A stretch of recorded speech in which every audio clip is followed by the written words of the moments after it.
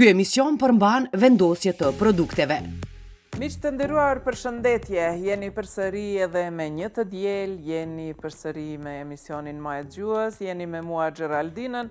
Mirë, po jeni edhe me një shef dhe këtë radhë e kemi një shef francez, një mik timin shumë të mirë, i cili ka më se 7-8 vite që vjen rregullisht në Kosovë dhe praktikisht trajnon gjeneratat e reja të kuzhinierëve në teknika të gatimit, në receta, në përdorim të përbërësve fantastik që i kemi ne këtu në Kosovë. Me ju, miq të nderuar, dhe me mua personalisht këtu, shef Kristof Dovernjë. Welcome. Thank you very much. I uruam mirëseardhje Kristofit, por në këto qaste do të doja ta ndjekim një dokumentar të shkurtër të cilin e ka përgatitur Ben Apolloni për shef Kristof Dovernjë. Shef Kristof Dovernjë, i njohur gjerësisht si Shef Kristof, është kuzhinier francez me ndikim të gjerë, edukator kulinar dhe konsulent i përkushtuar, i cili ka ndihmuar në popularizimin e kuzhinës franceze përtej kufive të vendit të tij. Me një karrierë të pasur që përfshin media, edukim profesional, konsulencë dhe autorsi, Shef Kristof është bërë një figurë e rëndësishme në botën e gastronomisë bashkëkohore. Shef Kristof është bashkëthemeluesi i platformës së njohur 750g.com, një faqe gatimi që ofron mijëra receta, video tutoriale dhe këshilla praktike për të gjitha nivelet e gatimit. Kjo platformë është kthyer në një burim të rëndësishëm për amator dhe profesionistë të gastronomisë, duke tërhequr miliona përdorues çdo muaj.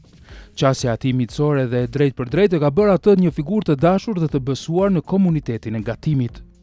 Përveç pranisë së tij online, Shef Kristof është trajneri i certifikuar kulinar me certifikimin Qualiopi dhe mban akreditime për sigurinë ushqimore dhe higjienën.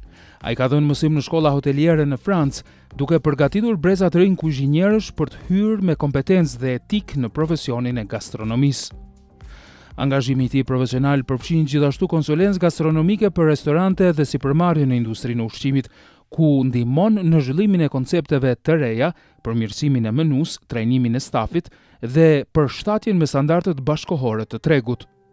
Shef Kristof është gjithashtu autor i suksesshëm dhe një nga veprat e tij më të njohura është udhëzues praktik për kandidatët që synojnë të marrin diplomën profesionale franceze të gatimit.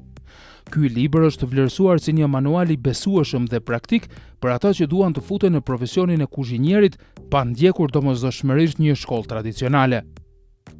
Frymëzimi i tij për gatimin erdhi nga një darkë familjare, ku kamarieri solli një troftë të freskët nga akuariumi dhe përgatiti përpara tij, një përvojë që i la përshtypje të thellë dhe frymëzoi për të ndjekur këtë profesion. Pas përfundimit të shkollës së mesme, ai u pranua në një nga shkollat më të njohura hoteliere në Le Touquet, ku përfundoi studimet ndër më të mirët në klasën e tij. Eksperienca e tij e hershme në kuzhinë, përfshir sfidat e para si shef, krijuan bazat e qasjes së tij profesionale ndaj gatimit. Pas disa vitesh përvoje në Francë, Shef Kristof e vazhdoi karrierën e tij në Angli, duke punuar në një gamë të gjerë ambientesh, nga kalat mbretërore deri te pubet tradicionale ku shërbente qindra vakte çdo ditë. Këto përvoja i formuan aftësitë dhe filozofinë e tij kulinare. Sot, Shef Kristof është një mësues i respektuar i artit të kuzhinës, pasi ka kaluar me sukses provimet kombëtare për mësimdhënie në Francë. Ai punon gjithashtu si konsulent kulinar dhe krijues menush për restorante, në bashkëpunim me partnerin e tij, Nathalie Richard Vito, duke ndihmuar bizneset të ristrukturohen dhe të përmirësojnë cilësinë e shërbimit. Me një qasje që ndërthur traditën familjare dhe përvojën profesionale, është bërë emër i dashur për klientët dhe nxënësit. Prandaj, sa herë që bëhet fjalë për artin e gastronomisë, Shef Kristof të gjithë kanë në Maje të gjuhes. Ky emision u mundsua nga Frigo Deluxe. So, Kristof, we saw the documentary and we saw your development, but in personal scale, Yes. how did you start cooking? Why did you start cooking? Why did I start cooking?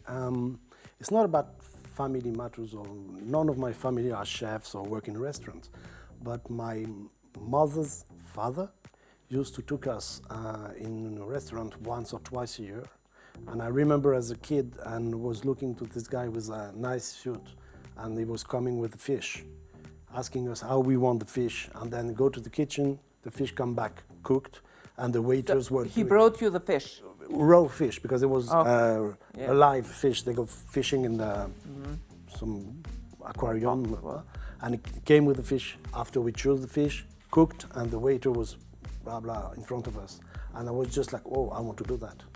So first, I wanted to be old were you? waiter and do the fish. How old were you? Oh, probably 8 or 9. 8 years old, Oh, and yeah, I you think so. already knew what you are going to do? Well, actually, not really, because I thought I wanted to be a waiter.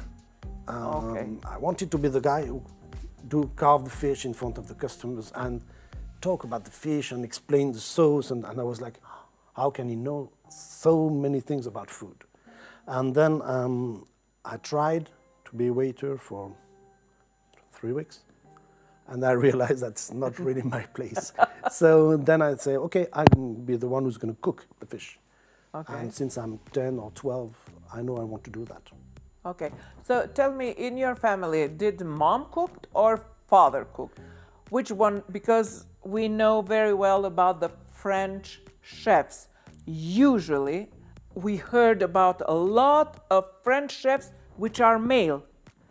I heard only for 2 or 3 women chefs who are really on the top, but usually we hear about men. Yeah. So who cooked in your family, mom or dad?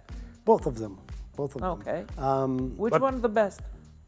Well, there are different. I mean, usually, as I remember, okay, my father used to do like family meals. You know choucroute from Alsace, Wurst and sausage and sauerkraut and so.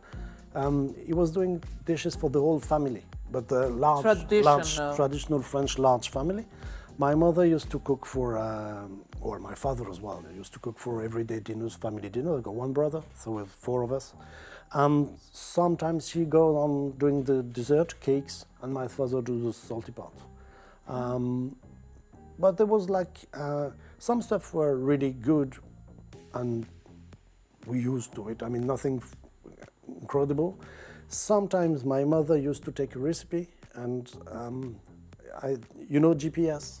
Yes. Yeah, GPS, you go from there to there. When my mother read the recipe, you should go there to there. She go there to there, go back there, finish here and say, oh no, we go back there. Sometimes marvelous, sometimes experience. Experience. You just say, okay, why not? In one time, you told your parents, I want to do that. I want to do, I want to be a cook. I want to be a chef. Very soon. Yeah. What did they say? No. No. No. Why did they say no? What do you think? Well, I think they're right, because I did exactly the same with my son.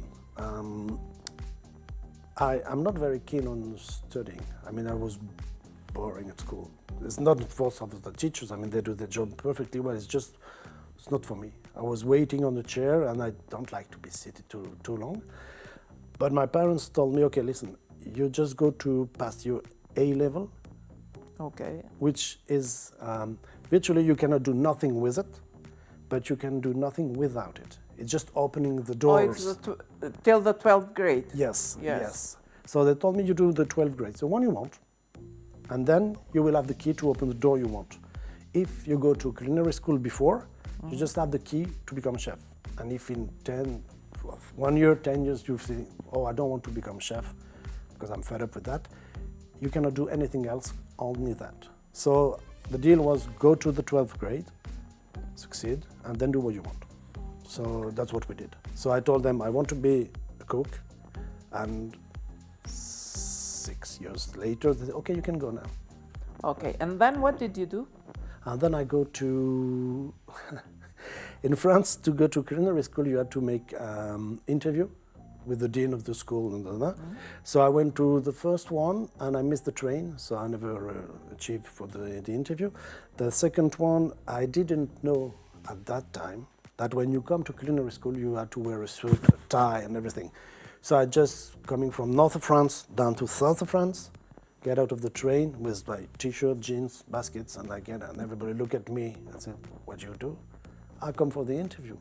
"Dressed like that?" So yes. So get out. So that was the end of the second one. And the third one, I went to school in Le Touquet, north of France, and everything was very well. Then she said, "How old are you?" And I was 17, because I succeeded the 12th grade and I was 17.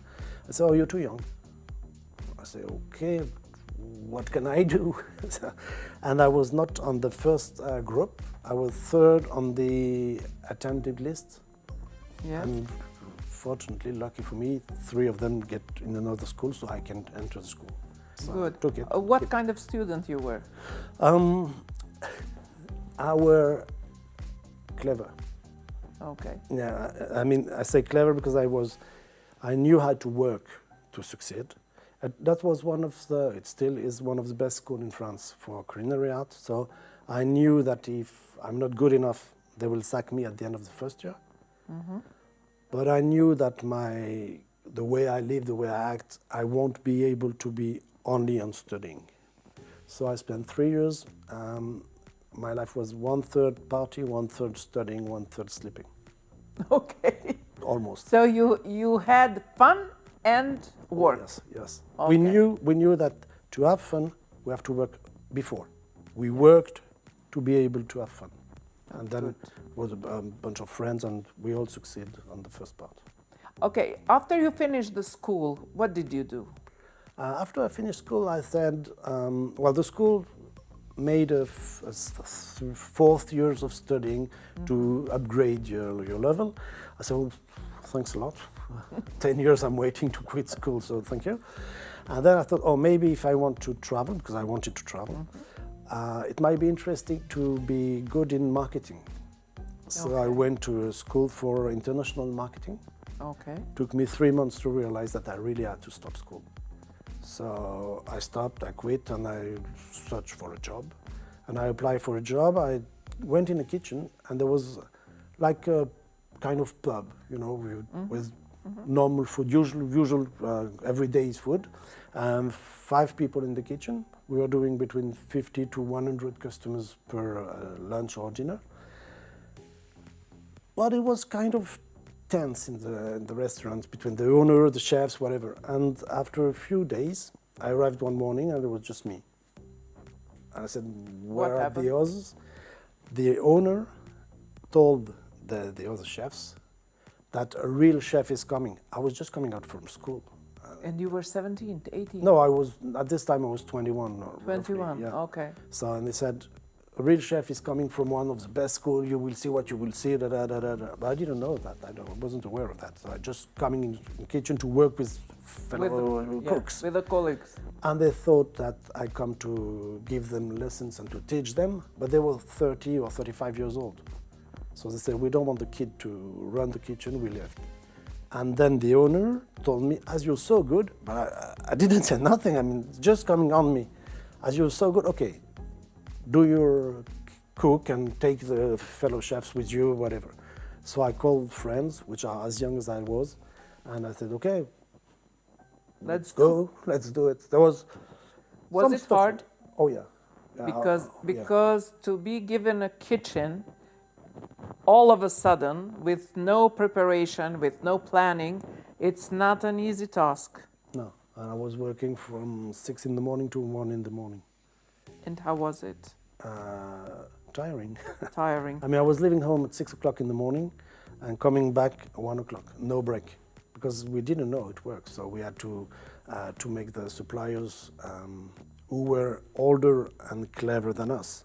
So when we applied for, say, salmon, we thought salmon fillet. He brought us a whole salmon. So we had to call him back. We learned, we were 3 of us. You learned on the job? Yeah, we learned on the job, really, really. Was it tough with the owner? Yes. Did you lose money?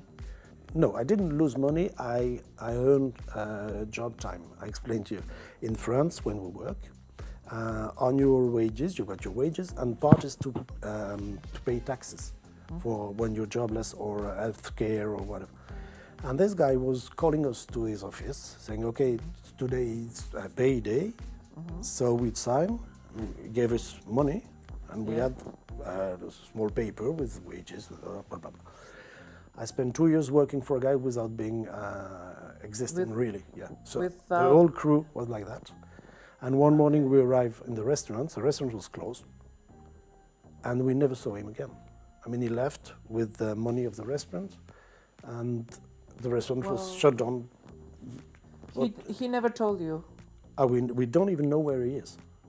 I mean, he just came one day and left. And so the day after, the restaurant was locked.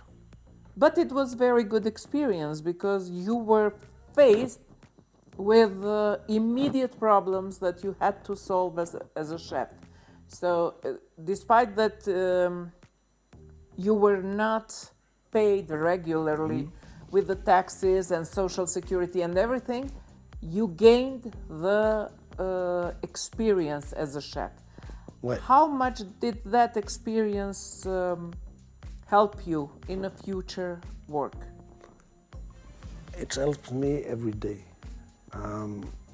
Just a quick story. First time I came in Kosovo, 8 years ago, I was in the airport and I was waiting for my suitcase. And then I realized that I was the only one in the airport. So I might not be so clever, but I thought maybe suitcase is lost. But in my suitcase I had the chocolate, the cheeses, the snails, everything to do the ambassador dinner. And I was just like, okay, it's 1 o'clock.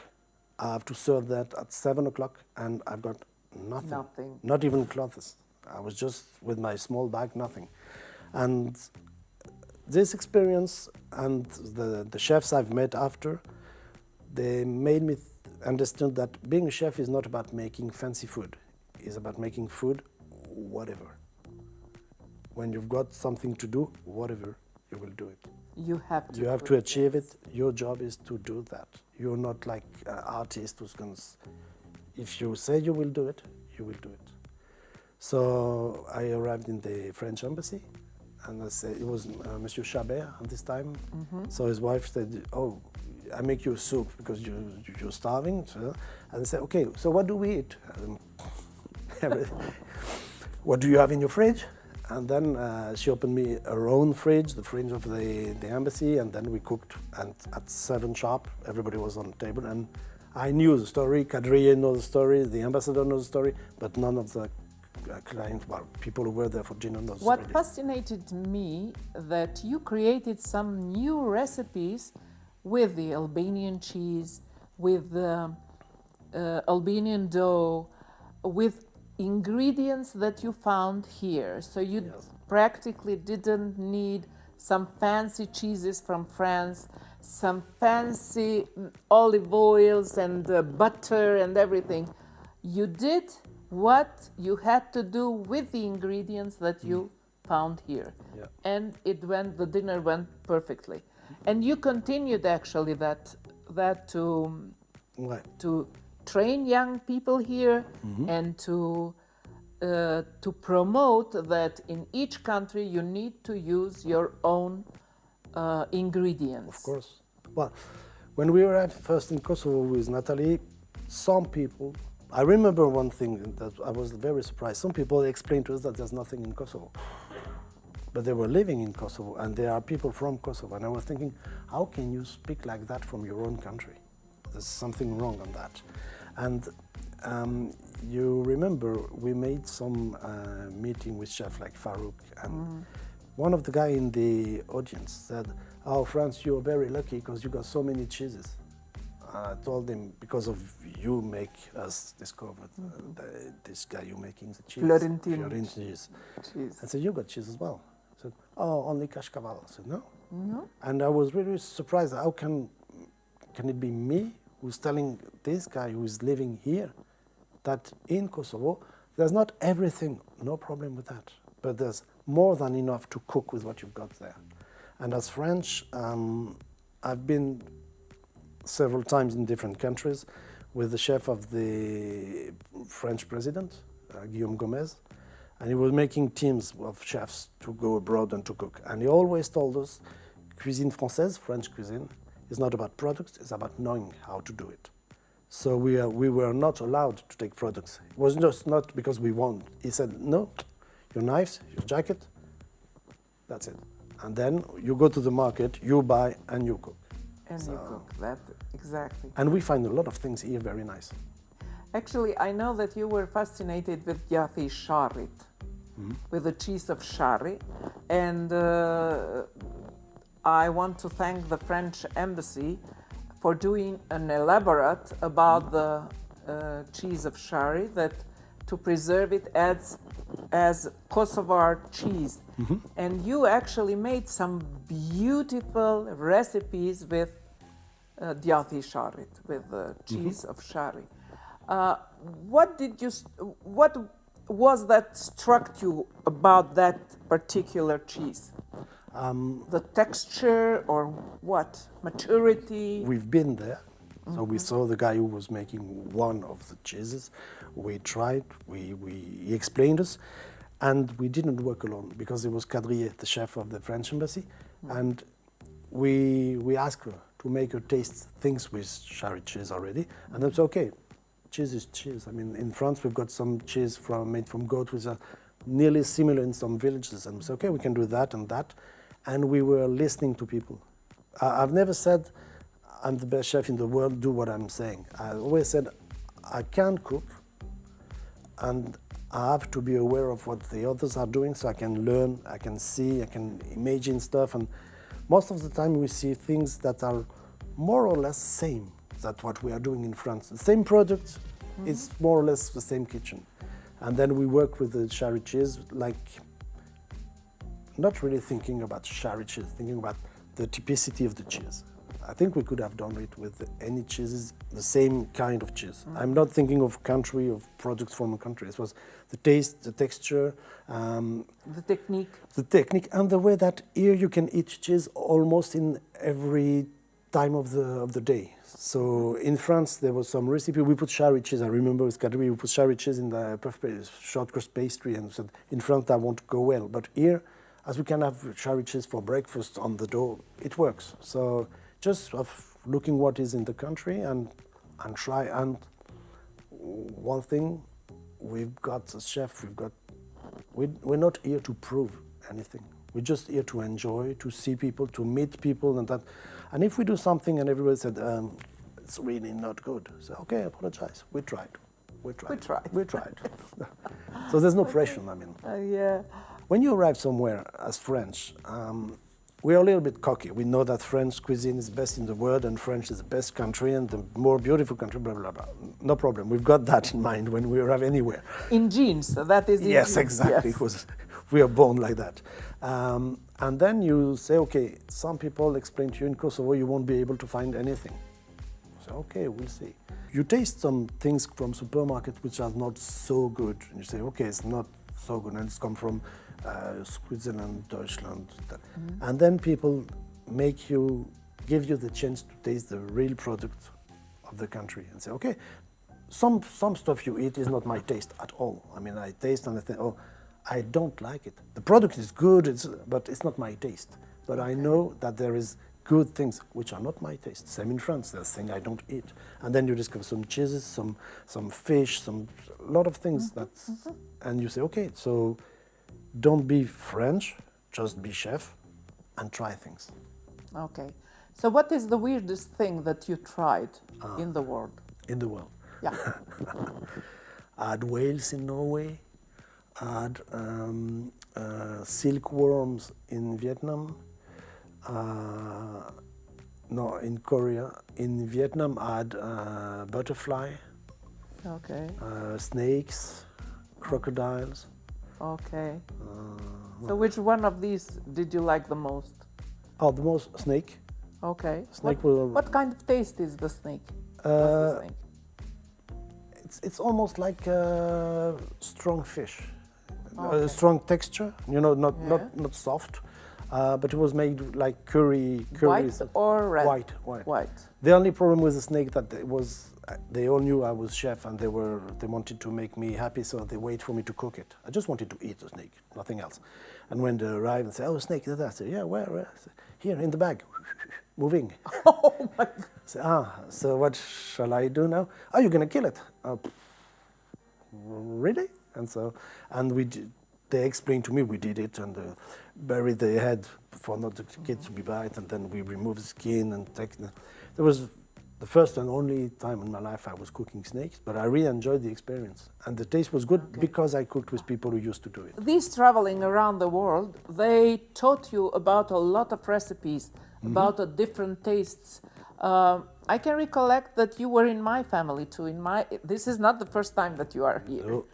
You were before the pandemics here, and me and my mom cooked for you and for your team. So, do you remember the recipes that we presented? I don't remember the name of the dishes. I remember veal mussels who were cooking on the stove, and you just add a little bit more water, so the sauce was just thick, just what it needed. I remember you cook something in the oven, you go like puff like this, and then you put some moist on it, and I was just, why are they taking that much time to make something raised to flatten it? That was strange. Yeah, but then I tasted it. Yeah, I still remember the taste I had in your house, and I was thinking, first I think that was really good. The veal mussel, I think I never had veal mussel that good that the one I had here. Thank you. Yeah, you really, and every time I try to beat this one. So in restaurants, I say, okay, I'll take, and every time I say, I shouldn't. I knew I shouldn't. And for the rest, I just remember the taste, and I remember watching your mom and you cooking, and I was saying, that is about being a chef. Shut up, look, and learn. And that's what we did with Natalie. We say, okay, this we know, and some recipe you were doing here, it's more or less recipe we can do in France. I mean, I remember you did something like this with pastry? No? Brick sheets. You say, and then you put some cream and you cook it, yeah? Yes. And I was thinking, okay, that's same idea of making quiche Lorraine in France. It's same idea. This underneath, the cream on top, and so. And I was thinking, okay, we don't invent anything. It's just the product who does us. So yeah, I remember here, really very the well. good product gives a good taste, actually. Of course, and some technique are very needed. Not some technique. Good technique is needed, very needed.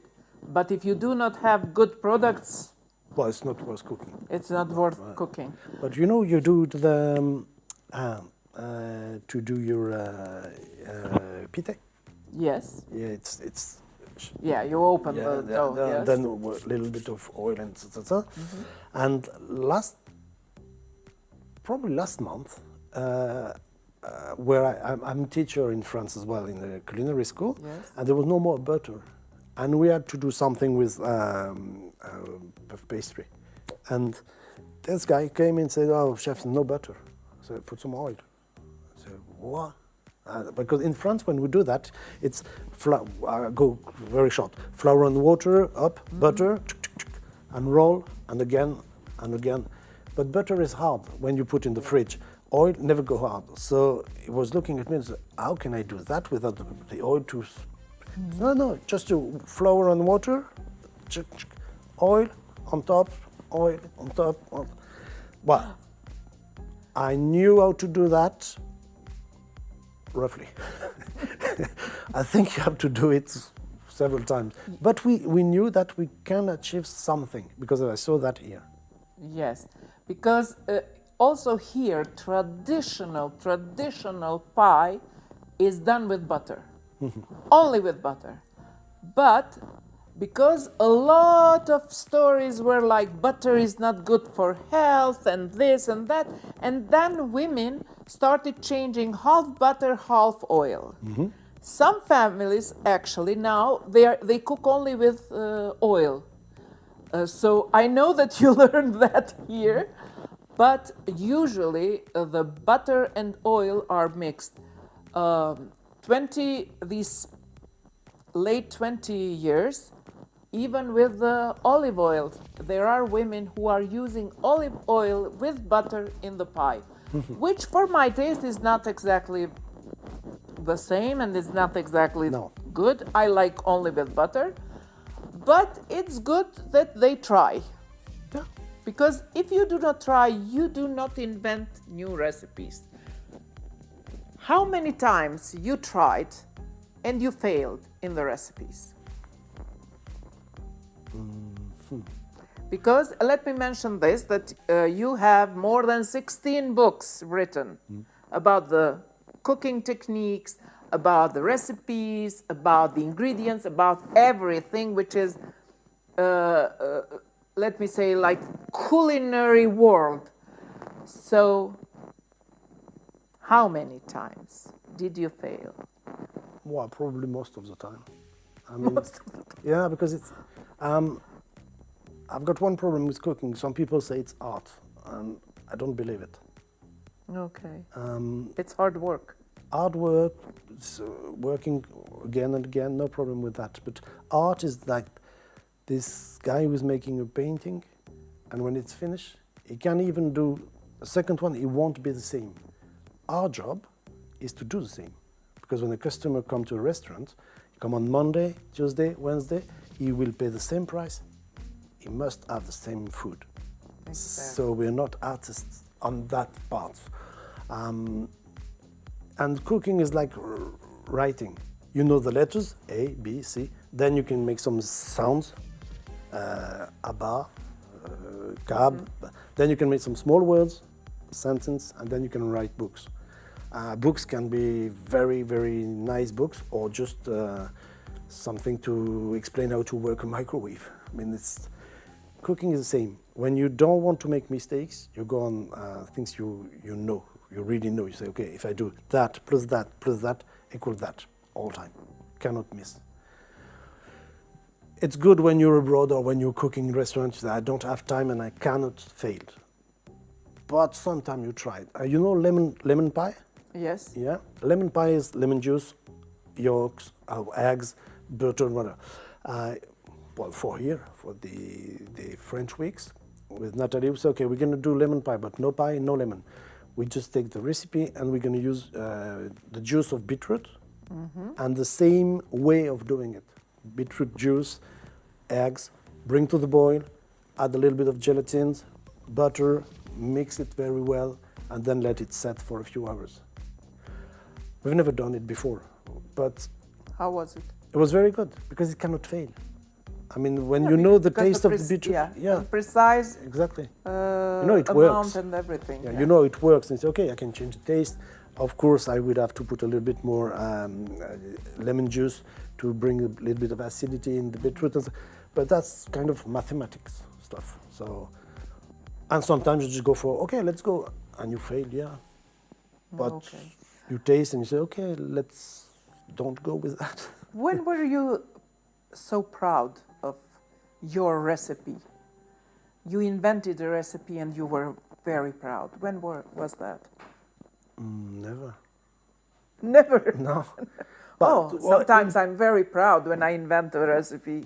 I'm not a cook, I'm not a chef, but sometimes when nothing is on the oven, I open the fridge and I have 1 tomato, I have 3 peppers, I have a part of meat, and I do something, and I'm very happy because it tastes good. Oh, it tastes good. No, but you did not invent anything. You took 1 techniques plus 1 techniques plus 1 technique plus 1 techniques, and you make it like mathematics. You say this with that will go with that, will go with that, and okay.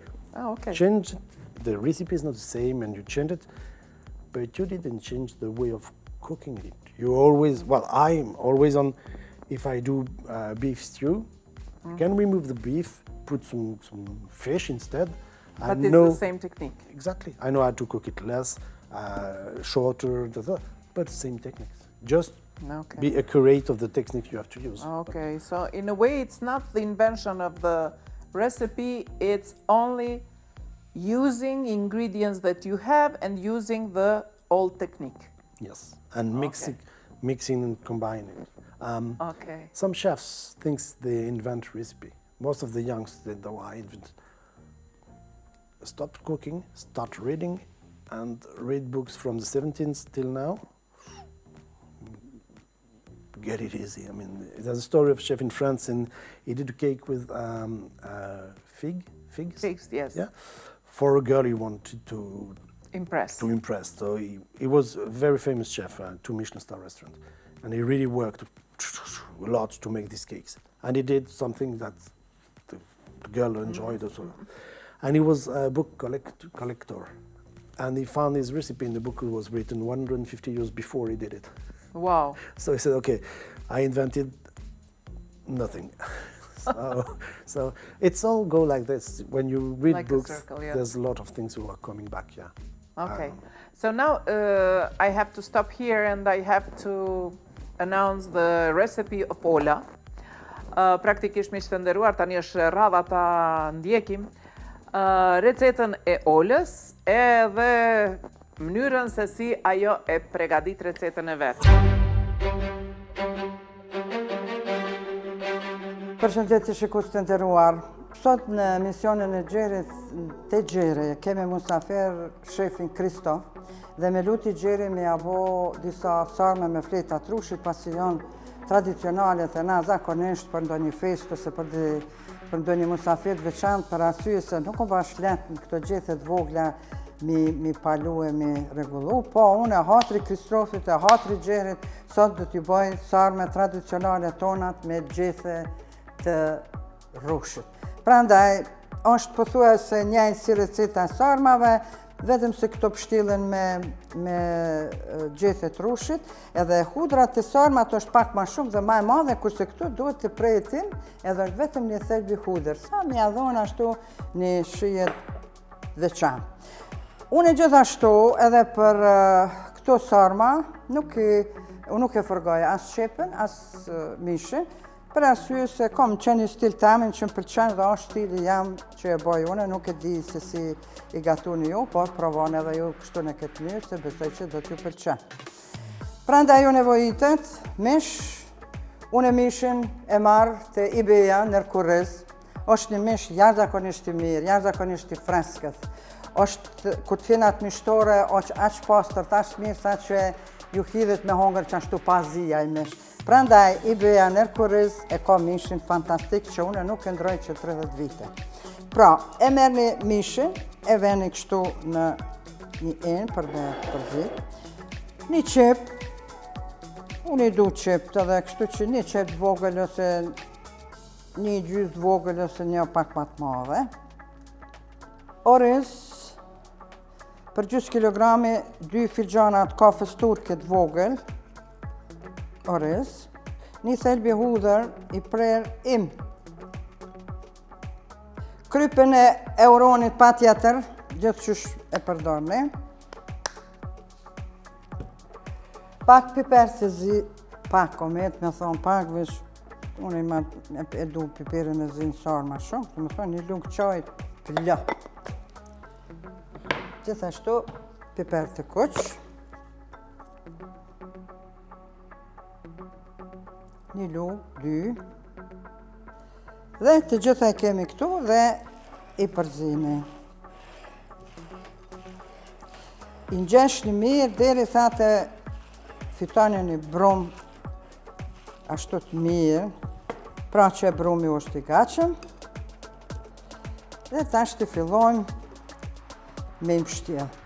Nëse keni gjethet e vogla, atëherë i bëni ka 2, ashtë qa me bo, se kur nuk po kemi mundësi me mbështjell vetë, atëherë edhe e mene këtë pjesën, kjo që është e mbrapshme gjethet e këtheni ka mishi, sepse i ka ato fijet dejtë vetë, prandaj i thithat aromen e mishit ma mirë. Dhe i mene kështu, dhe me thonë këto pak ma të vogla janë, edhe i mene kështu në arrita, me pështjell një fitu një sanë të vogël fletës të rrushit. Të pak e ndrydhni kështu, mirë, dhe kështu të mirë e lëni në tavë. Edhe tash ti sarmet i mbështjellëm dhe i qetëm këtu në tavë, dhe tash po e bojmë pak në mionit vogël sa që me pas edhe një shije ma të mirë. Edhe ashtu ajo shterët, po me gjitha te, dalin sarmet ma të shishme. To në merrni këtu në tigan, e veni pak vaj, dikun gjys lugë mjell, edhe përzinë mirë. Tashti, kur të nxehtë zakonisht kjo për mos më ujthu piperi kuq, atëre largoni pak në ullën, domethënë kjo temperatura e vajit dhe i shtoni pak piper të kuq. Jo shumë, vetëm sa mja ndryshu pak ngjyrën.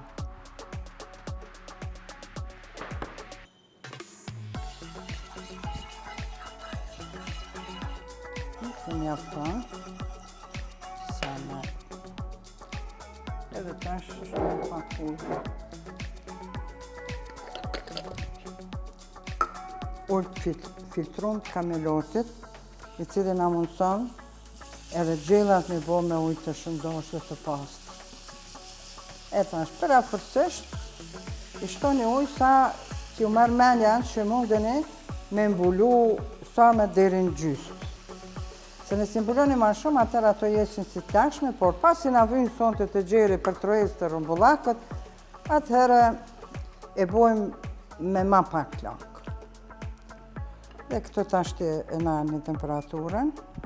Krejt, mi thonë, si salcë, si shtesë, si sarmeve, jashtoni një 2 gjethe dafine. Jashtoni pak krep e uronit.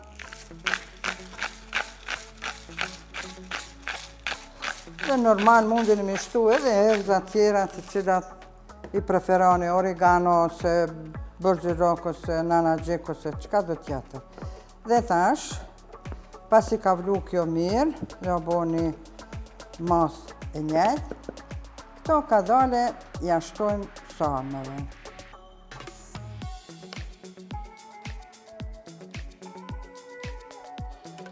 Dhe shikus të ndëruar, tani këto e vëmë në furrë të zihet derisa të shterët uji. Dhe tashti sarmet janë të gatshme dhe mundemi nxjerr prej furrës.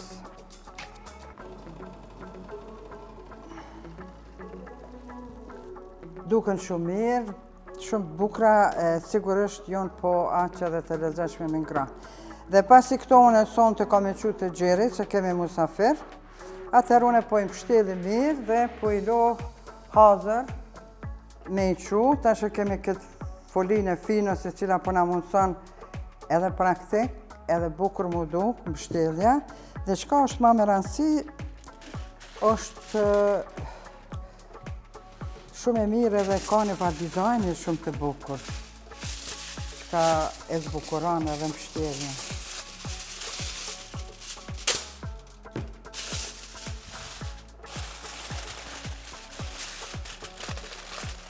Dhe shikun që të ndëruar, atje të Xherit do të shihni dhe do t'i servojmë ashtu si e lypë rendi. Pra unë ju përshëndes me këto të mirë dhe të shishme me sarme me fleta të rushit. Deri në emisionin e ardhshëm, unë ju përshëndes dhe kujuruar gjithë të mira.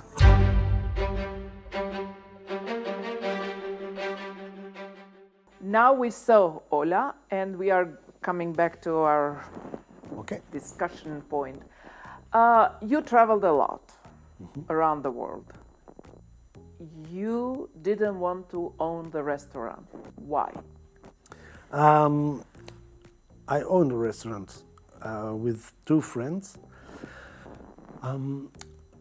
Let's put it in the right way. With a group of friends, we had a website. This website was 750 Greens, and that was one of the biggest website about cooking. Yes. So people start to listen to what we were saying, even though it was not all the time very clever. And then we wrote books, not only about recipe, but we wrote one book that was called "How to Succeed to Open a Restaurant." Okay. We really worked on it. I mean, we took expert of accountant, we took expert for business. It's a book about that big and it's annoying. I mean, it's really, if you want to open a restaurant, otherwise nobody will read it. And then with this friend, we said we're going to open a restaurant. And we did more or less exactly the contrary of what we wrote. So we said that's okay, but it's not for us. We're too good, so it's not for, we can do, if we said, if you do that, you're going to fail, but not us, we can do. So, so we did it like this, and we ended up with a restaurant that we sold pretty quick before we lose too much money. And it was just, every time people say, oh, what was missing to succeed? Missing to listen to the reason, not to the ego. So that's it. Your way of life sends you away from your family, and you are married, you have a son, and your son actually now is working in a 1 Michelin star restaurant. He finished the school with a very, very good success. What do you think, what will be his experience? Because he started very well, working in a very, very good restaurants, like Alain Ducasse restaurant. Then he worked with... for Gordon Ramsay's yes. clients, yeah. He did the same school as I did. So we've got the same exam. But I never asked him to be chef.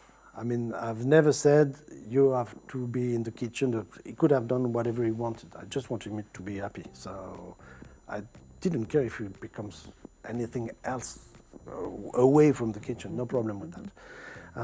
But then he chose, probably because that's all he knew. I mean, all my friends are chefs. He had chefs, I don't know how to say that, not to be cocky, it's not, just our life. I mean, he had chefs you can see on TV, they were home and we were having fun, and they were not chefs, they were friends. So it was just for, like weekend family, yes. Playing, chatting. So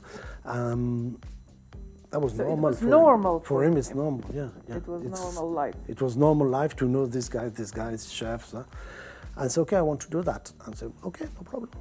What do you want to become? Do you want to become the chef of the school who cooks for the students? Or say, no, I want to travel, I want to live a nice life with my job. So I say, okay, so what are you going to do for that? And he said to us, with my wife and I, said, I want to do that and that and that. And I said, okay, I can help you, and as much as I can help, will do.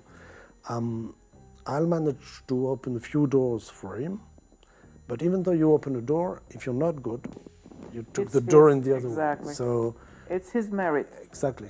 He works. He really works. I mean, now today I haven't had news from him since 10 days because he works. He really works. Okay. He's cooking, and he's cooking for himself because he's on something that we call compagnon, which is a kind of school for chefs. Strong school, and he really enjoyed it. I mean, that's very he's nice. very happy with that. You have the company with Nathalie, and that, as I said previously, that takes you away from the family because you travel a lot, you go training people, you go on other experiences, and etc.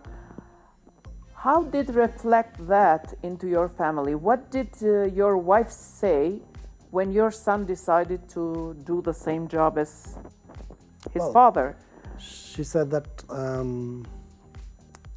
you're right, that I'm very often not home.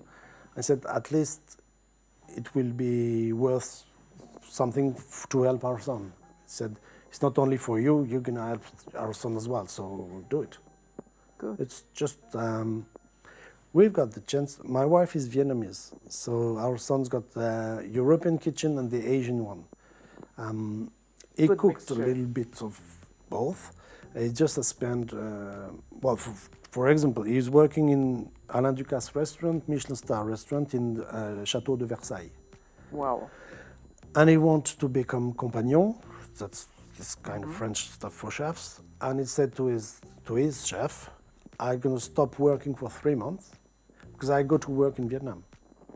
Wow. To be more accurate on my mom's side. Of the... So he told us, can I do that? I said, of course, no problem. His chef said, oh yes, that's wonderful for him, blah, blah, blah, blah. I said, okay, but he will have no wages. I said, no.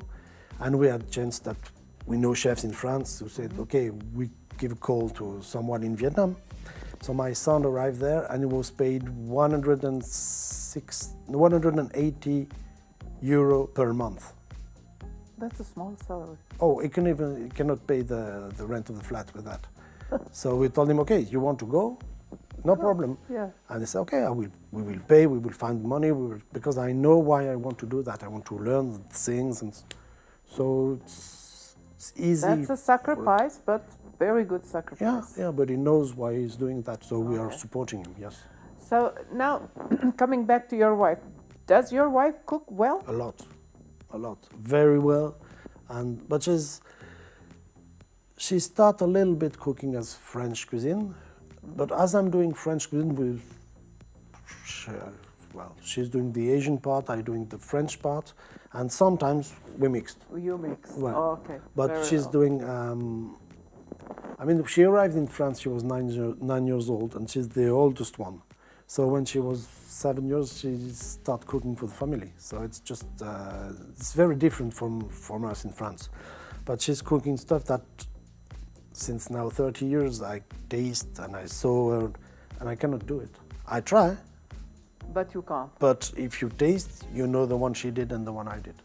Now we have to stop here and start something else. I need to send you an SMS, which is harmless SMS.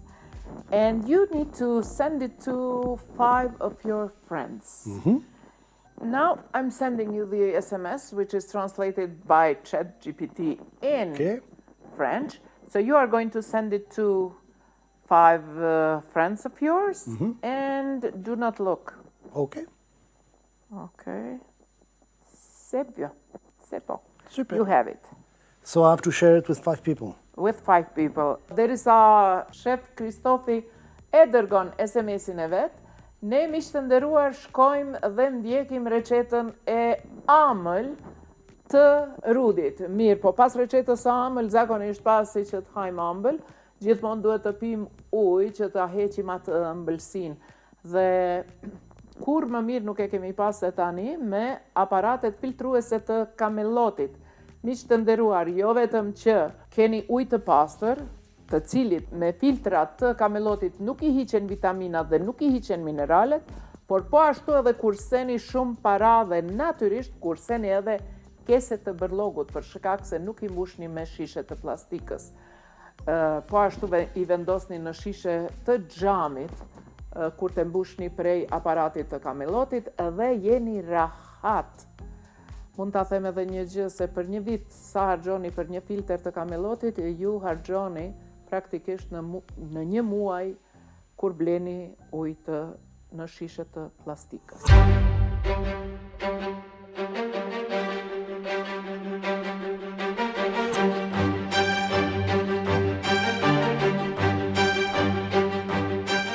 Përshëndetje miq të dashur, sot po e nisim emisionin me një mikset fantastik.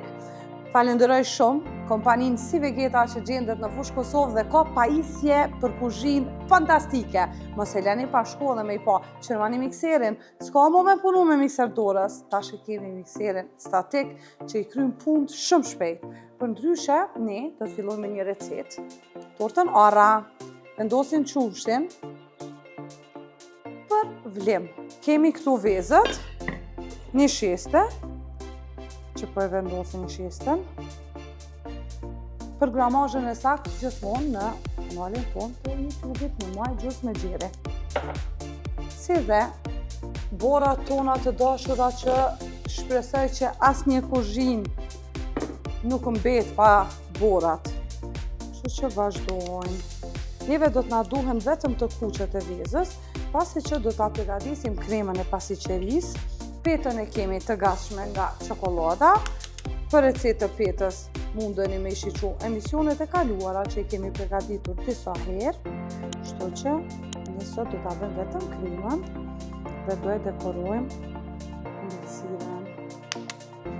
Arrat e bluara i kam vendosur këto, pasi që do të jetë ëmbëlsirë me arra, dhe do ta vendosim edhe sasinë e sheqerit. Për shkak që e kemi formën ku do e përgatisim ëmbëlsiren të vogël, ne edhe masën e kremës do e përgatisim në masë më të vogël, kështu që nëse juve ju duhet më e madhe, mundeni me e përgatit. Qumshti mori val, një sasi të vogël. Për të përzier e vendosim në vezë me sheqer. Nuk e vendosim në nxehtësi, pasi që na duhet ta përzijmë masën. E ulim temperaturën në 4 dhe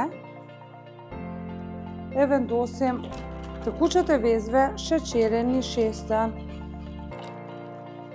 I përzijem derisa të trashet masa. E rrisim pak temperaturën deri në 6, po jo shumë, se veç ka fillu trashet krema. Tash na duhet ta ndalim plotësisht në nxehtësinë. E largojmë. E ndalim plotësisht. Dhe ja shtoj një sasi të arrave, kremës. Pjesën tjetër e lojmë për me mbulu ëmbëlsira. Dhe tani vazhdojmë dhe e vendosim në tepsi. Unë në tepsive që kom vendos petën, tash përsipër ja vendosi kremën që e kemi zier. Pjesa parë peta, pjesa dytë krema. E vendosim në frigorifer që ftofët. Dhe pastaj vazhdojmë me dekorin e ëmbëlsirës.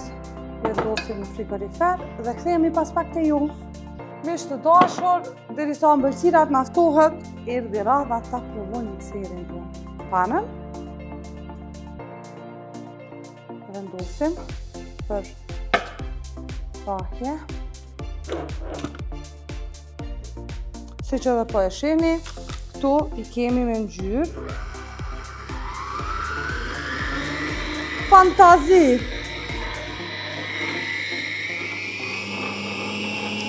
I kemi edhe shpejtësi të ndryshme që mundeni me vendos ma shpejt, ma kadal, mundeni edhe me vendos për mbi këtë pjesën e plastikës. Arsyeja pse mikseri e ka këtë pjesën e plastikës është që të mos dalin spërkatjet apo mielli jashtë mikserit. Për ndryshe ëmbëlsirave që është ftoftë, unë e kom largu nga forma, e kom vendos në një pjatë. Dhe tani vetëm do ta përfundojmë pjesën e dekorit. Fantasi. Është shumë, disa. Na vynë edhe neve pa kodit ja marrim dorën, sidomos kur i kemi pajisjet e reja në kuzhinë. Krema pana fantastike. Do e lyjmë kështu. Ëmbëlsirën. Dhe pastaj do e mbuloj me arra. Edhe pak dekor, unë e kom sjell pak dredza. Edhe një levizje të vogël, simpatike. Përpos që shumë shpejt e përziu kremën, qenka dhe shumë praktike me mbajtë në dorë, pasi që qenka shumë e lehtë, që është një plus shumë i madh. Për shkak se kur pajisjet mikserat janë tronë, atëherë është pak problem me i përdorë çdo ditë. Kur e ke punë çdo ditë i përdorësh, është pak më e vështirë. Marrat.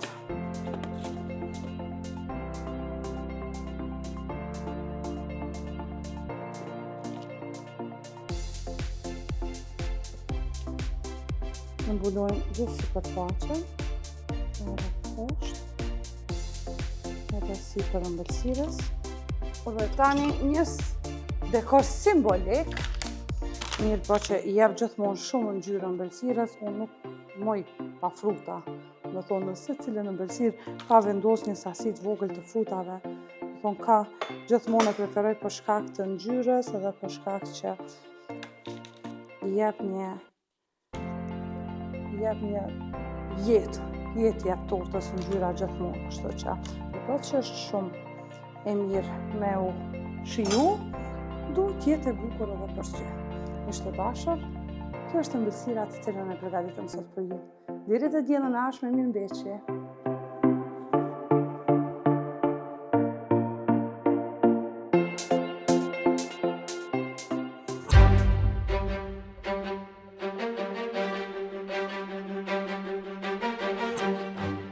Dhe unë gjithnjë në përdorim të syzave të optikës Simoni. Ta shohim tani SMS-i. Në anglisht e kam SMS-in, se Beni ma ka dërguar në anglisht.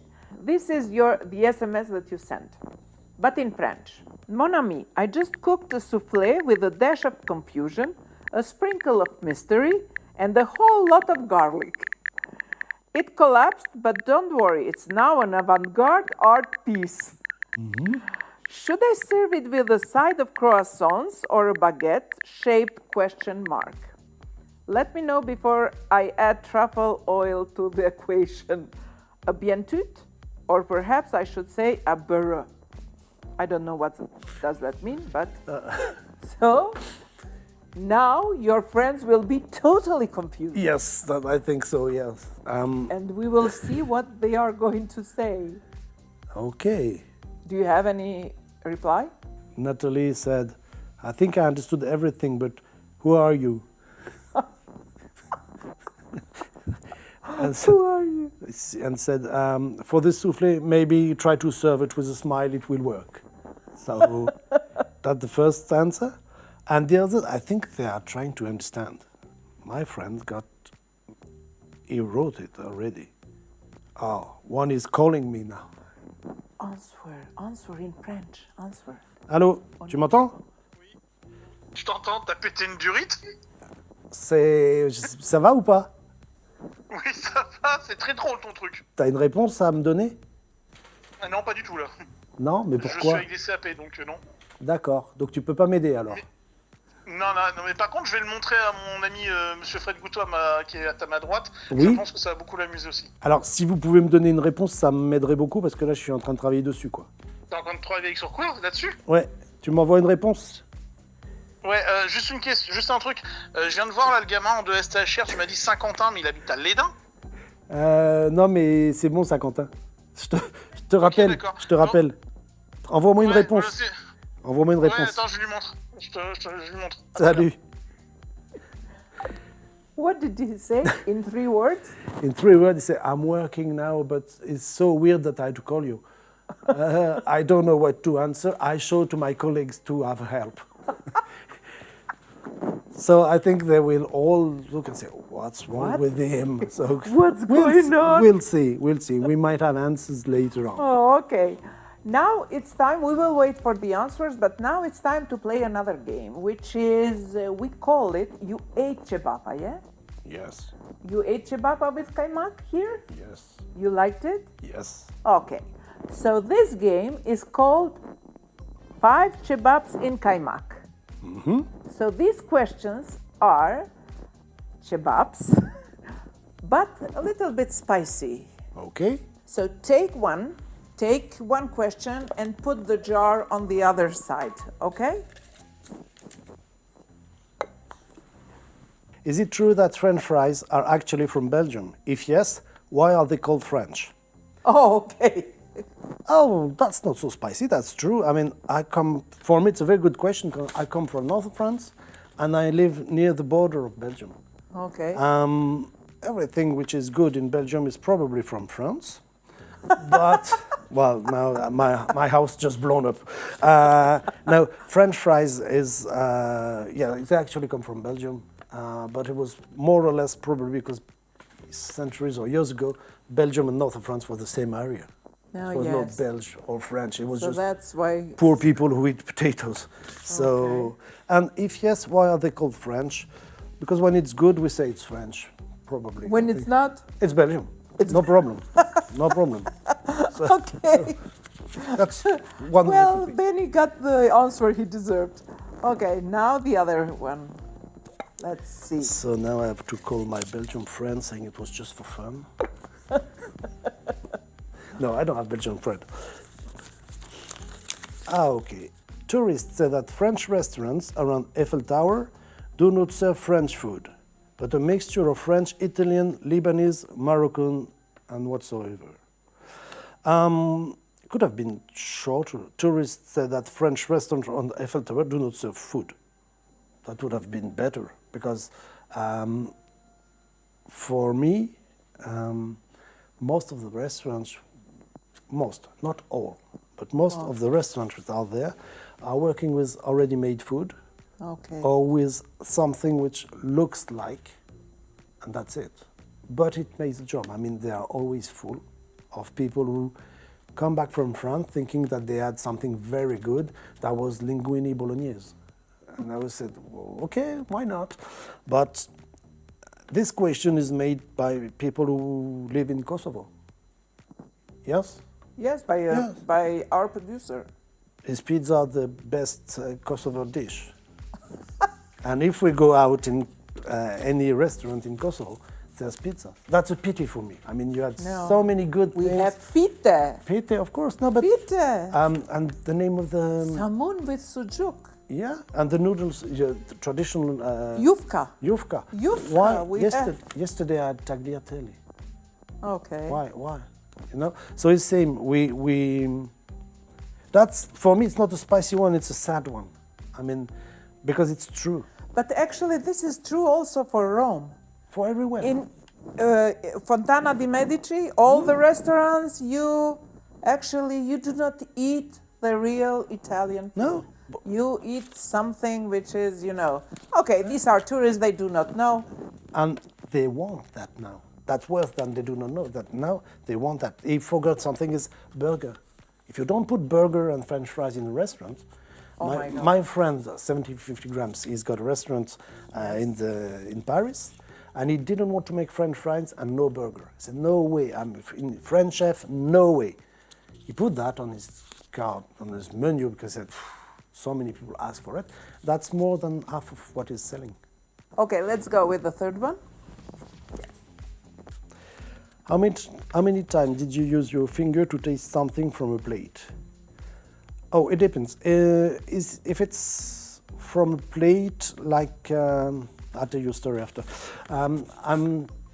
I used to do it years ago because we all did that. Yeah, sauce is good. Yeah. But now it's finished. We understood that we can make people sick. Oh, why? So when I taste in the kitchen, I taste with a spoon. When I taste on some plates, yeah, I always did like this. And I had a friend who made culinary competition once, and he was making orange tart. And he showed me his tarts, well, a lot of work. I mean, something, and it was just like, and everybody looked at me and said, wow, why don't you cut a small thing? I'm not eating, I'm tasting to see if we keep this recipe or not. And only my friend and I were just like, okay, like me doing like that. And I said, and all the others was just, you animal. So, but I taste with my fingers in some plates or some, but never for customers. Yeah, so that's understandable. Okay, now we have two left. Good. Do you know what is waiting for you after you finish that? No. Oh, cooking. Good. Cooking for our guests that will arrive later. Oh, yeah. So let us see what... We'll do that. How many years of training did it take you to put a parsley leaf on the plate and call it art? I think it takes a few weeks, because I'm a teacher and that's what is in mind of my students. It takes you a few weeks to think that you're an artist and you're a real chef and you're 17 years old and you know to do everything. And then it took you years to understand that you have to learn your job. First thing I did when I was working was artichoke. And all the chefs said, you know how to do artichoke? And I said, oh, come on. Coming from one of the best schools in France, come on. I said, okay, artichoke. And it was like, and they said, okay, we go for a coffee and come back later. So I start. And when they come back 2 hours later, I was carrying on like this. And they told me, you just asked us to help you. we would have stayed. You just say, so we quit. So yeah, parsley you learn in 2 weeks, and then takes the rest of your life to understand that's not chef. Wow. Well, that's a beautiful answer. And the last question. Allez, last one. Is it true that the most unwelcome question a French person can be asked is Italian or French cuisine better? As long as it's good. I mean, I don't really care if it's French or Italian. If the products are good, if the way of you cooking it's good, for me, there's not one kitchen against another one. I mean, they go well together, and cuisine, when it's good, it's good. Exactly. The difference is Italian people are very good in marketing, and we are very good in techniques. Yes. And now, I do agree that our timing for the interview is over, but at the end, I need you to do something. I got two answers. Yes? One, for my friend who wrote that, the one I'm talking to you with the tart, he just wrote, "Oh shit, what happened to you?" and my friend in North Macedonia said, "You're such a poet." Such a poet. Okay. I think they will call me tonight saying, "What's wrong?" What happened? What happened to you in Kosovo? We're not Who used- indoctrinated you? Why did you start drinking on morning? Exactly. So now this is the book, the notebook of our TV show. So I would ask you to write a sentence a little bit longer for our show. What do you think? What did we do today? What are you going to do today? Something that we can create at the end, the story of the guests who have been in the show. So each of the guests is writing a sentence which will be put in the story of our show. Miq të nderuar, derisa Kristofi ta shkruan një fjali për emisionin ton, unë dua vetëm të përmend që është mirë në moshën, prej moshës 30 e tutje edhe në moshën time, të përdoret kolagjeni pastër për shkak se në moshën tonë ne kemi nevojë për shkak se trupi më nuk e prodhon, ndërsa kolagjeni i pastër mund të na ndihmojë jo vetëm për muskujt, mund të na ndihmojë për eshtrat, por mund të na ndihmojë shumë edhe për lëkurën që të duket më mirë se sa kur jemi pa të. Kolagjenin e pastër mund ta porositni në Instagram, e keni në faqen e Instagramit, të cilën po e shihni tani këtu, mund ta porosisni dhe mund ta të merrni kështu dhe çdo mëngjes mund ta pini nga një lugë, ta përzini me ujë të nxehtë ose të vakët, apo edhe mund ta pini me ndonjë lëng. Nuk ka erë, nuk ka shtojca.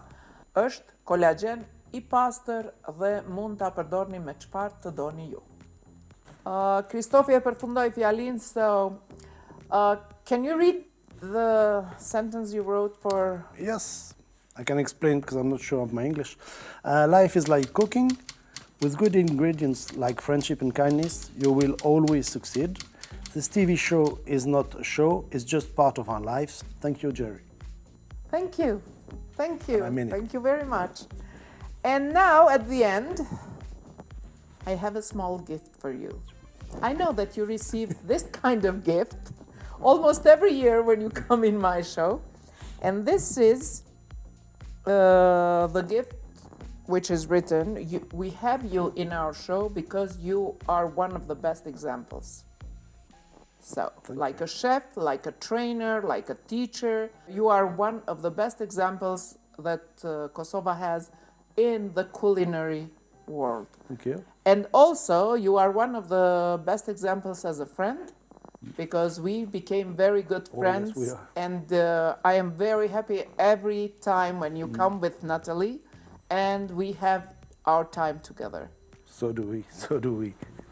This is Thank you for very you. much. Thank you very much. In your, in Yes. your office or wherever you spend your days. You remember? Yes. I've got a plate, dish kapos yet? Yes. It's in my kitchen. It's in your kitchen. Yes. Yes. So we are friends for so long, and you happen to receive these small tokens of my show, and I'm happy to deliver this. Thank you very much. Also, this to you. Okay, so I'm gonna leave you to go to Natalie. Okay. Miq të nderuar, këtu përfundon praktikisht biseda me shef Kristofin, ndërsa ne shifemi pas pak pasi që ta përfundoj shefi recetat e veta së bashku me Natalie. Ky emision u mundsua nga Frigo Deluxe. So now we're going to go to the vegetable because we're going to do 3 recipes. The first one is leeks. So we just slice the leeks and cook it in the oven, 180 degrees until it's golden brown and very soft. For carrots, for the carrot start, we're going to make puree with the carrots, but I'm going to save a little bit of it for the chicken stock we're going to do later on. And onions will go in chicken stock as well. So now we're just going to cut everything to be prepared. This one will be for my chicken stock. The leftover of the leeks will go in the chicken stock as well. That go in the oven 180, and that's basically nearly finished. Then we're going to go to cook the carrots. Very easy, just to start with, very simple way of cooking it. Just plain water, and you just put the carrots in the water. We need really soft carrots because we're going to do puree to go underneath the radish. Then here we start with the chicken stock. For chicken stock we use chicken legs, cold water. You can eat any part of the chicken you want as long as you got bones and flesh. Just add my chicken on it and add the veg. The veg is onion, carrots, leeks. They all go in. Then same with pepper.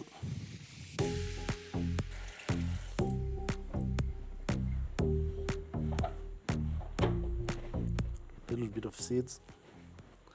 And then we will do like this. With a cling film, go there and roll it this way.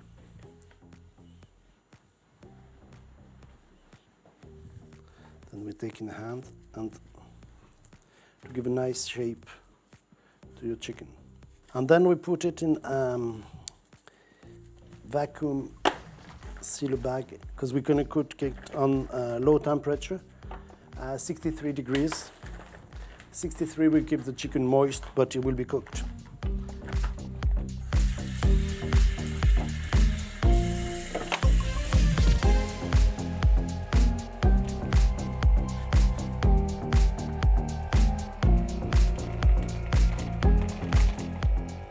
We just cut it in small pieces. When they are big like that, we go for 6. When they are small like this, we go for 4. We're now just going to do the bottom of the veg tartlets. So we take the dough, the sheet of dough there, just brush with a little bit of oil, and just put on it. And to keep the shape, we put another one on the top. Now we cook radish, so just a little bit of sugar, salt, knob of butter.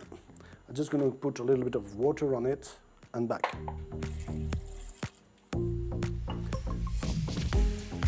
We don't need a lot of water, just to be on the amount of the radish. And then we take a piece of paper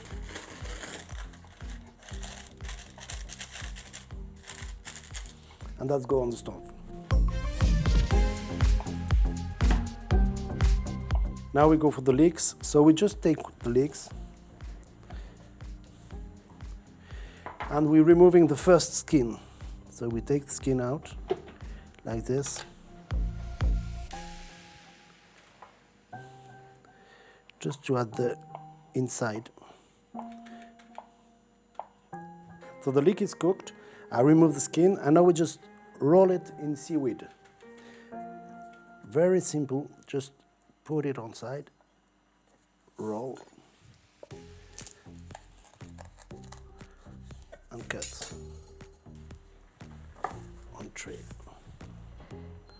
Second one, and we're going to do that with all the leeks. Now we're going to make a very simple sauce like vinaigrette. We use the egg yolks. We're just going to add a little bit of apple vinegar, olive oil,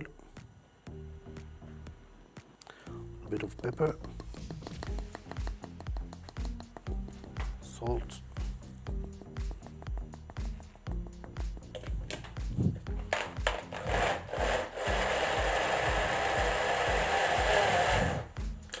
that's the basics of the sauce for the leeks. Then we're gonna add some capers on it and spring onions and a little bit of cumin seed. So here is the stock of the chicken stock, which is cooking now nicely. No boiling, just simmering very nice and slow. Here we've got the radish. You remember there was water nearly over the top, and now it's reducing very slowly. And here I've got the carrots. They're already cooked, so we are removing it to make puree. But I'm keeping the water here, so we're going to use it to cook the rest of the radish. So the moist is gone now, so we're just going to add a little bit more butter. Just to give a good taste and good texture. That's it. Just when it's hot. And later on we're just going to add, you remember we chopped some green onions? We're going to add it later, just before we do the tartelette. I can put back my radish on here. And those ones are cooked. They are just crunchy. We remove it and put in cold water just to stop to cook them more. And here it's, you remember the chicken stock? We're gonna do the sauce for the chicken 2 in 1. So we're gonna add the cream now with the juice. And we'll leave it to cook till tonight to reduce and have more taste in the sauce.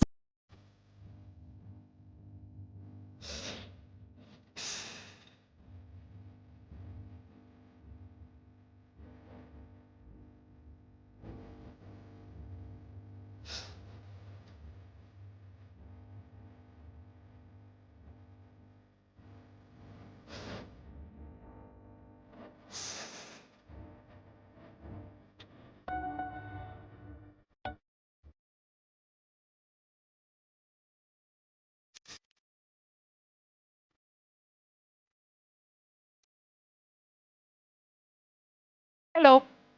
Bonjour. Géraldine. Enchanté. La prononciation est impeccable. Ah, merci, merci. Merci. Nuk di më shumë, I don't know anything else, but for the welcoming, I think it's enough, no?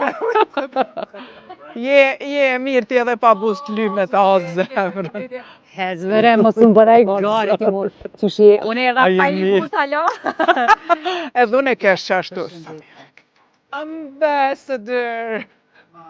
Mirë mbrëma, welcome. Thank you. How are you? I'm good. See you. Mirë, ju e si jeni? Mirë. Hajde urnoni. Merci. Bottle of champagne because champagne goes with everything. With everything, thank you. And for the joy and for the fun, welcome.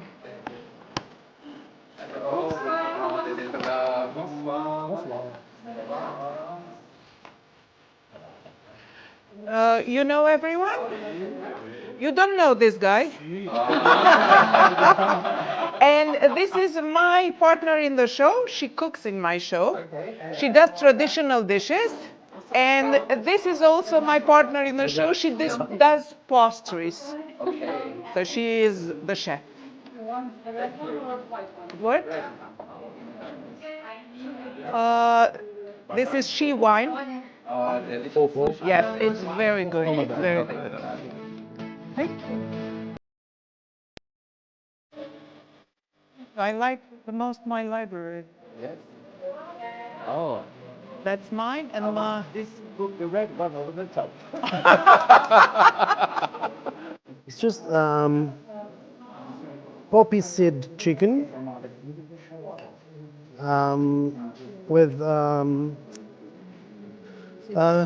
vinegar and honey, just to give a little taste of acidity on it. So with Natalie, the 3 recipes we did, the first one is here. We use leeks, puree. Puree. yes, Because perfect. the first time we came here, we saw puree that big, so we thought we have to cook with it. And there's no sea in Kosovo, so we bring the sea taste with seaweeds. So we just roast the puree in the oven and roll it in the seaweed. On it, it's kind of Belgium stuff. La Flamande, it's in Belgium, and we used to do asparagus with eggs, sauce with hard-boiled eggs. We mixed it because it's cold, so we make vinaigrette with egg yolks and the white of the eggs, capon, and then we'll add a little bit of paprika to spice it a little bit. Here is thoughts of feuille de brick sheet, Oh, brick sheet. which is not actually the right translation, so we found bricks. Radish. Radish. Yes. I cooked in 2 ways: orange, a little bit of paprika oil, and some greens, mini greens, that we are used to see it in France or in Italy or anywhere. We can find almost anything in Kosovo. So they are from here, and all you see here, except 2 or 3 little things, are coming from Kosovo. On this one, it's just You find it here as well? yeah. Yes. Okay. This is 100% Kosovo. Okay. On this, you will find some kind of, let's say, goaty strange taste that we bring from France, because it's 1.5-year-old goat cheese. We just grated it on a little bit on it. And the chicken, we cooked it on slow temperature, 63 degrees, with poppy seeds. And then it was like a very traditional recipe, like blanquette. So we made the sauce with some other part of the chicken, with some red carrots, onion, leeks, and we cook it for 4 hours. 4 hours. And to balance the richness of the sauce, we put a little bit of vinegar and the spring onion to enhance the flavor. So that the 3 French parts, which we didn't taste, but we tasted this, is very good. That is very good as well. So Well, these are the traditional. I think you tried it probably. Yes. And flea as well. Monty. Yes. Okay. Okay. So now, ambassador will start the first one, and you will serve the ambassador. Yeah.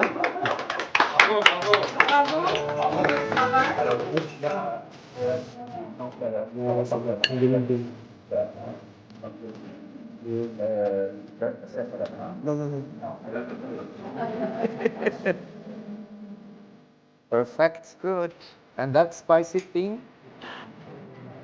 So, ambassador, I have a request from our cook, Ola, Yes. to explain what did she do here. Okay. This is her dish.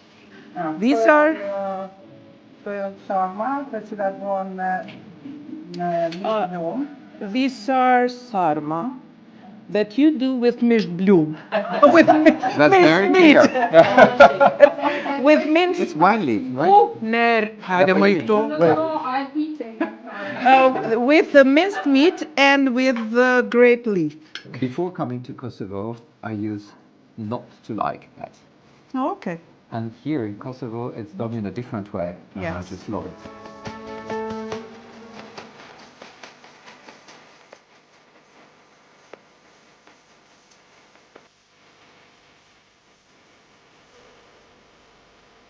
Now another kind of poetry. The cheese. French cheese. Yes. Wow. So tonight, Aida, Nora, and Dominique brought this plate of cheese, and they are all French. So please serve yourself.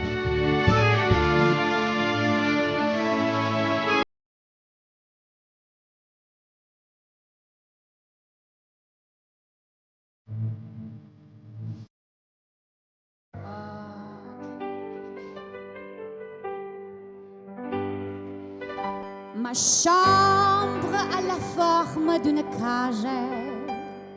Le soleil passait son bras par la fenêtre. Les chats serrent ma porte comme les petits soldats qui veulent m'en prendre. Je ne veux pas travailler, je ne veux pas déjeuner, je veux seulement oublier et puis je fume. Déjà j'ai grandi le parfum de l'amour. 1 million de roses ne m'aimerait pas attendre. Maintenant un surflure dans mes entourages me rend malade. Je ne veux pas travailler, je ne veux pas déjeuner, je veux seulement oublier et puis je fume. Je ne suis pas fière de ça, vie qui va me tuer. C'est magnifique et très sympathique, mais je ne le connais jamais. Oh, je ne veux pas travailler, je ne veux pas déjeuner, je veux seulement oublier et puis je fuis.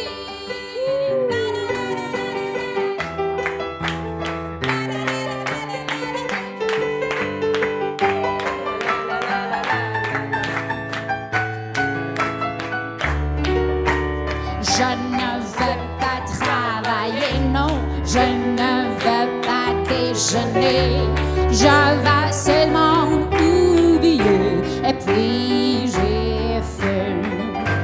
Je ne suis pas fière des avis qui vont me tuer. C'est magnifique et très sympathique, mais je ne connais jamais. Oh, je ne veux pas travailler, je ne veux pas déjeuner, je veux seulement oublier et puis je fuis.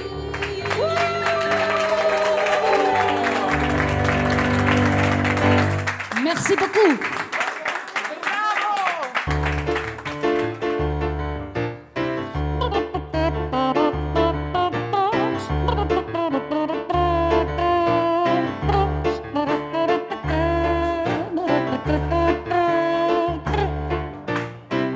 Donnez-moi une suite touriste, je n'en veux pas des bijoux de Chanel, je n'en veux pas. Donne-moi une limousine, je ferai quoi?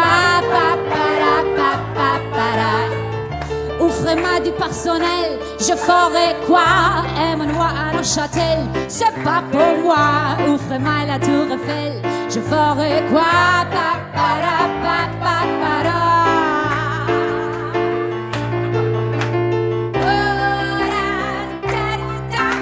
Je veux l'amour, la joie de la bonne humeur. Ce n'est pas votre gens qui font mon bonheur. Moi je veux trouver l'amour sur le côté.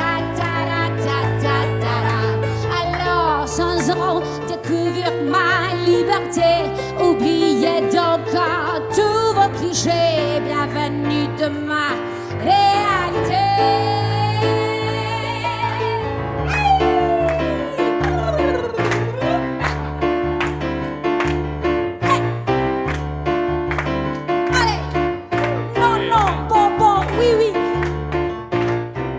J'en-moi vos bonnes manières, c'est trop pour moi. Mange à mange avec les mois, et je suis comme ça. Je parle fort et je suis franche. Excusez-moi, aïe aïe aïe aïe aïe. Fini l'hypocrisie, moi, je me casse là. J'en ai marre de langue de bois. Regarde-moi, de toute manière je saurais pas. Et je suis comme ça, aïe aïe aïe aïe. Je suis comme ça. Je veux l'amour, la joie de la bonne humeur. Ce n'est pas votre genre qui va mon bonheur. Moi je veux crever la mort sur les côtes. Alors sans en découvrir ma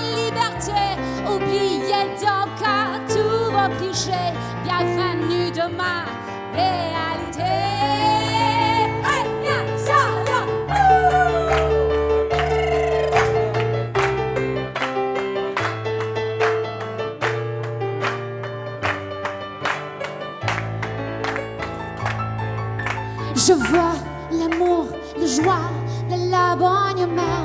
Ce n'est pas votre région qui va mon bonheur. Moi je veux crever la mort sur les côtes. Ta ta ta ta ta ta. Alors sans en découvrir ma liberté, oubliez donc tout vos clichés. Bienvenue dans ma réalité.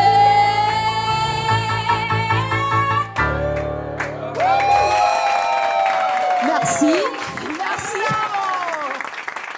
Faleminderit, faleminderit. Bravo, bravo. Okay, it's a very nice Albanian song. Hajde, pred një. Tap, tap, tap, tarata.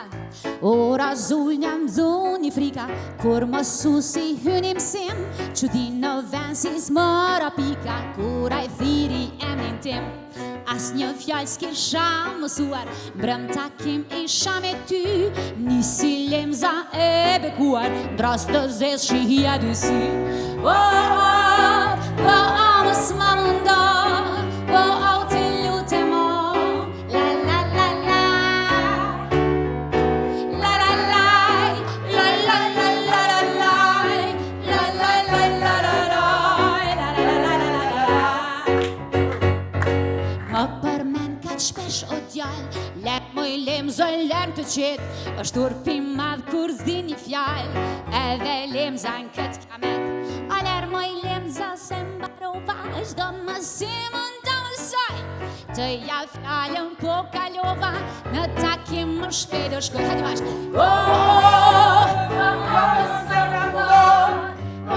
Të lutem o, la la la la, la la la, la la la la la la, la la la la la la, la la la la la.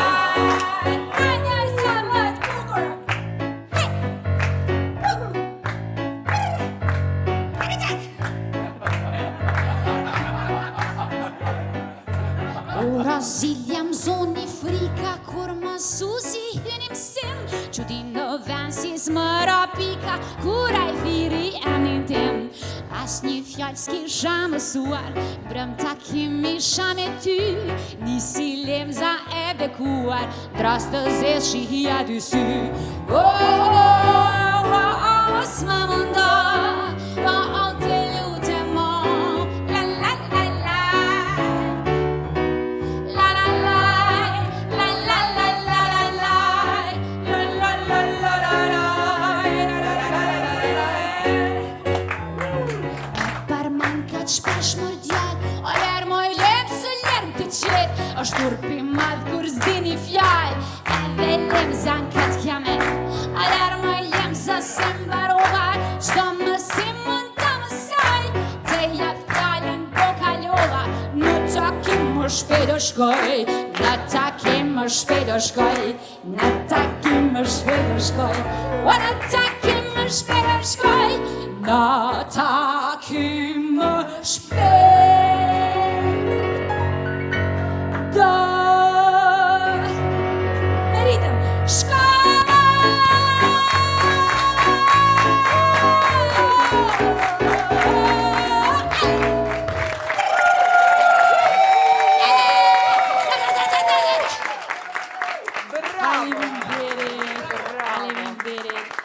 Shiu pik, pik, pik, pik, bjen në rrugë të roketa I pa pushim. Ora tik tak, shkoni djali pret me paturim. Zemra tak, tak, tak, tak, pse tash nis me rah me kalzitim. Mendon djaloshi që po pret në shi me ankth e me gëzim. E shiu pik, pik, pik, pik, bjen në rrugë të roketa I pa pushim. Ora tik tak, shkoni djali pret me paturim. Zemra tak, tak, tak, tak, pse tash nis me rah me kalzitim. Mendon djaloshi që po pret në shi me ankth e me gëzim. Vinte shi, por a I se vinte reja s'pak. Për që di, as ombrella nuk e kishte ha. Tu i mendu se si erdhi ajo mos një dit, student ishe bukur për praktik, te krepati ti bre. Sa fundi ajo nisi t'jalli e ndaloj. Tani si të shkretën duhet të filloj. Oh, zemra tak, pse tash nis me rami kanë vyti. E ndon djaloshi që po pret në shi me ankë dhe me gëzim. Vinte shi, ora i se vinte reja s'pak. O, për çudi, as ombrella nuk e kishte hap. Tu i mendu, se si erdhi ajo muz një dit, student ishe bukur për praktik, te kreparti ti babre.